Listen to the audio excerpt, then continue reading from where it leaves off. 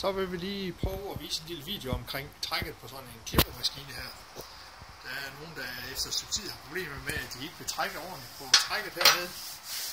Og trækket det er lige at løsne skjoldet her, pille det af, og så det andet skjold her også, pille det af.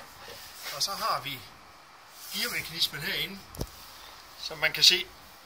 Hvis jeg lige får fat i håndtaget her, så bliver det aktiveret af, at jeg trækker i håndtaget, så bliver remmen strammet op. Og hvis det ikke trækker ordentligt, så er fidusen med en 14'er nøgle og løsne det leje her. Nu ryster vi lidt her, når vi skal skrue samtidig her. Sådan der. Så får man løsnet leje, som går op og strammer på remmen her. Og så kan man se, så kan man rykke den op og ned her. Man kan få skubbet op af eller nedad.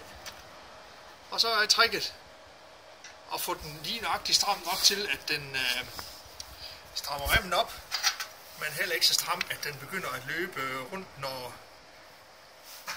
med hjulet, når gearet ikke er aktiveret. Og så spænder man godt til her. Prøv at aktivere. Og så kan man se, når man skubber her, at remmen ikke glider med rundt, når hjulet kører der. Så den er lige på vippen, og det er sådan, det skal være. Hvis at den stadigvæk ikke trækker ordentligt, så kan det være remmen fra motoren og ud til gear, som vi har hernede bagved. Og så er tricket at løsne de to skruer her foran og bagved hernede.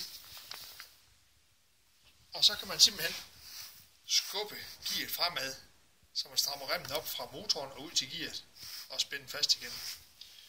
Og det vil man kunne se ved, at hjulet her ikke løber rundt, når motoren er startet. Hvis det ikke løber rundt, når motoren er startet, så er det remmen fra motoren og ud til gearet. Jeg håber, I kan bruge en lille video. Vi ses næste gang, når vi har et nyt trick til jer.